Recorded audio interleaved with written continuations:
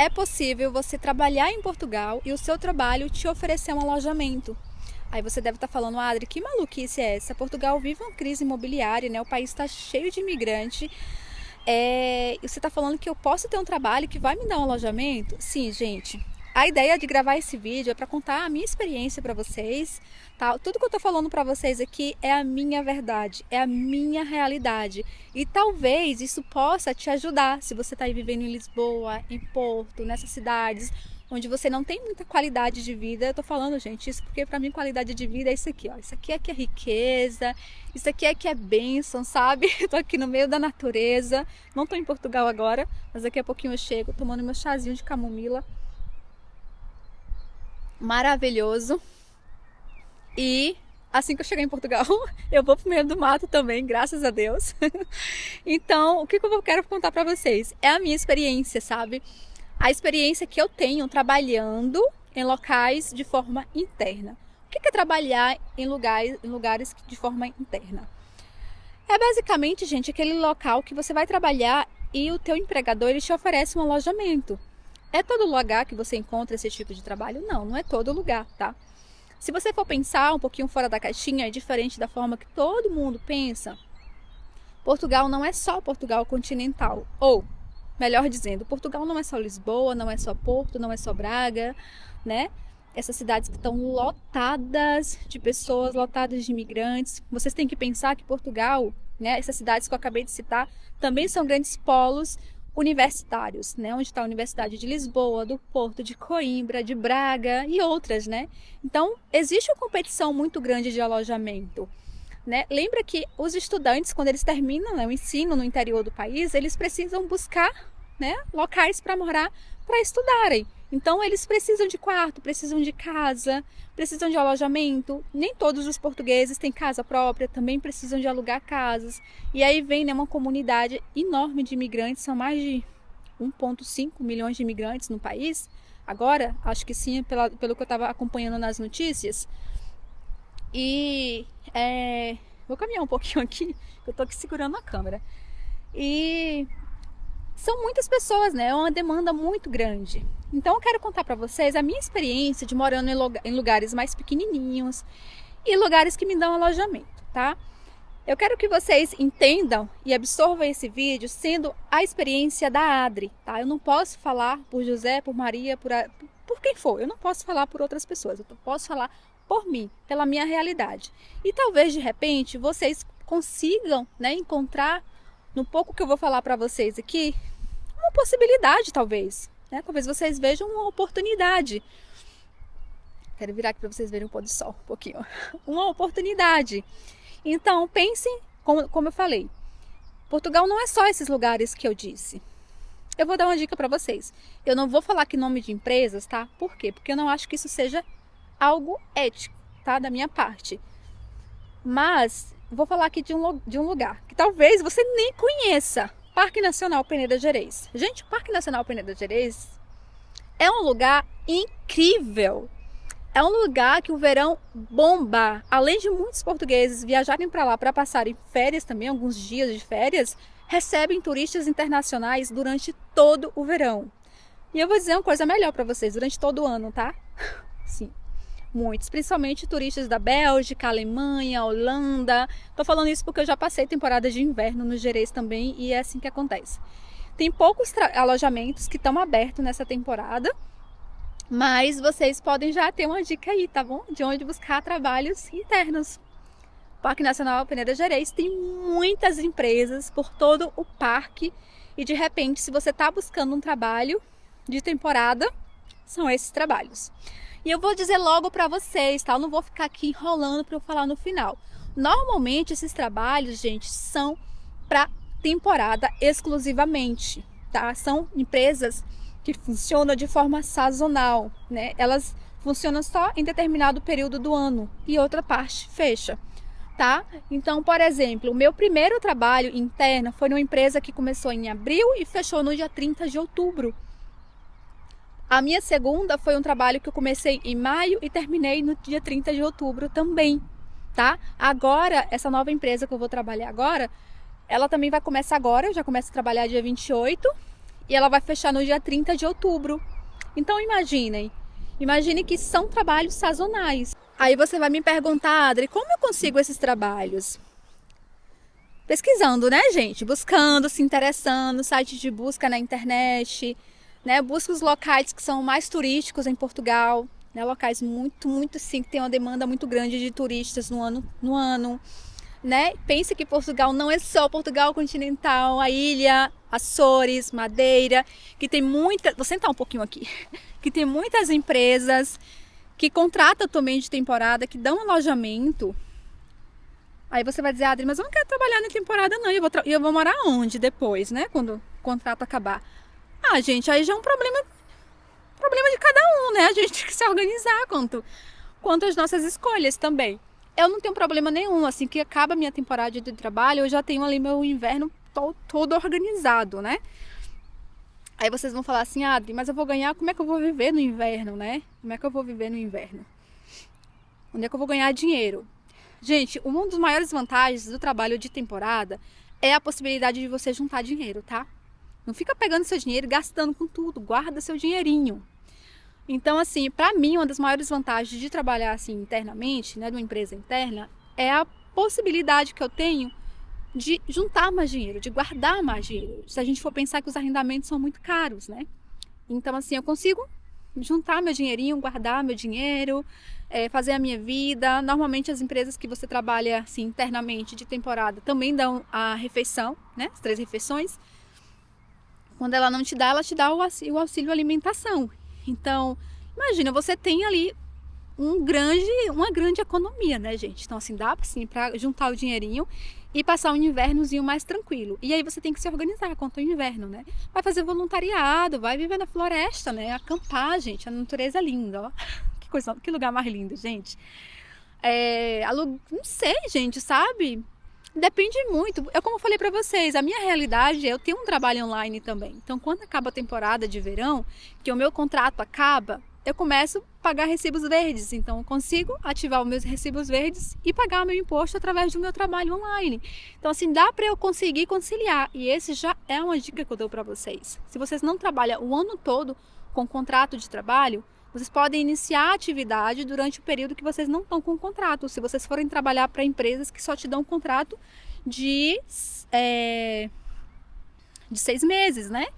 Então, olha que interessante. Isso é muito interessante para as pessoas que têm uma fonte de renda extra. E eu super indico, tá, gente? Ninguém consegue viver só de um salário mínimo. Por mais que você trabalhe internamente, é sempre bom você ter uma segunda renda. E a gente pode buscar isso em se capacitar, fazer cursos.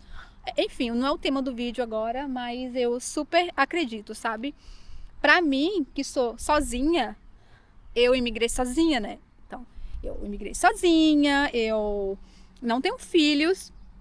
Então, assim, tem essa questão E mesmo assim, não fugindo do assunto, já ia falar outra coisa aqui. Deixa eu focar em vocês aqui, tô olhando pro sol. Eu falo isso porque, além de ser sozinha, eu já encontro, né, uma grande necessidade de fazer um dinheirinho extra, de também ter outro trabalho para poder juntar mais dinheiro, para viver, né? Pra gente conseguir viver. Então, é muito importante, sabe? Ter uma segunda fonte de renda. Por isso que também um trabalho de temporada não é para qualquer pessoa. Se você só tem o dinheirinho da temporada, se não entra dinheiro de lugar nenhum, mais de nada, é melhor você repensar, tá? Se você não tem planos, se você não tem estratégias pro verão, né? Também é importante que você pensa. Mas essa ideia que eu trouxe desse vídeo de hoje é só para fazer você pensar um pouquinho fora da caixinha, sabe? Existem outros caminhos, existem outras oportunidades, existem outras possibilidades. Não existe só Lisboa, Porto e essas outras cidades que eu já citei para vocês. É possível. Onde eu encontro esses trabalhos? Já falei para vocês, sites de busca, tem que buscar. E agora eu vou falar quais são as desvantagens desse trabalho. A desvantagem é que ele é um trabalho de temporada. Isso para muitas pessoas já começa a ser uma desvantagem. Para mim não é uma desvantagem, para mim é uma vantagem. Tá? Eu não posso assumir um contrato de trabalho o ano todo, porque senão eu não dou conta das outras coisas que eu tenho que fazer, entendeu? Então, para mim é perfeito trabalhar durante a temporada e durante o verão eu me dedicar aos meus trabalhos online, entendeu? Eu poder estar onde eu quiser Então fica a dica para você pensar em relação a isso. Outra desvantagem, gente, é que você precisa dividir alojamento, né? Mas eu acho que muita gente já divide, né, gente? Um alojamento. É difícil a gente morar em Portugal e ter que morar em uma casa, principalmente se você imigrou sozinha, principalmente se você está sozinha em Portugal.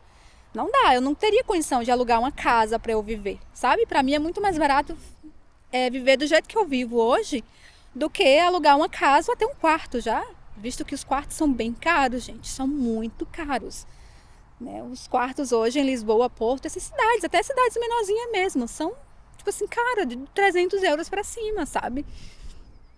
Sendo bem humilde, tá? Então, pra mim, é muito mais vantajoso. Então, durante o inverno, o que é que eu faço? Às vezes eu faço voluntariado, eu vou visitar amigos, eu vou viajar, eu faço qualquer coisa, sabe? Faço várias coisas, assim, só preciso de um lugar para eu sentar e trabalhar, com internet e para eu dormir e tranquila, tá? Dicas. Vai acampar, sabe? A natureza é linda, vai fazer coisas assim, atividades, cuidar da saúde mental, cuidar da energia. Gente, eu preciso disso aqui, ó, pra eu estar bem, sabe? Então, assim, cada um faz aquilo que acha melhor. Mas, assim, é uma responsabilidade de vocês buscarem o que fazer no inverno.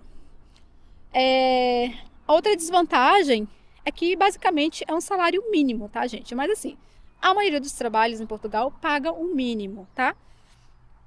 A maioria. No meu primeiro trabalho interno, eu ganhava o mínimo, mas eu ganhava o alojamento. Eu vou reclamar, gente? Eu tinha um alojamento, eu vou reclamar?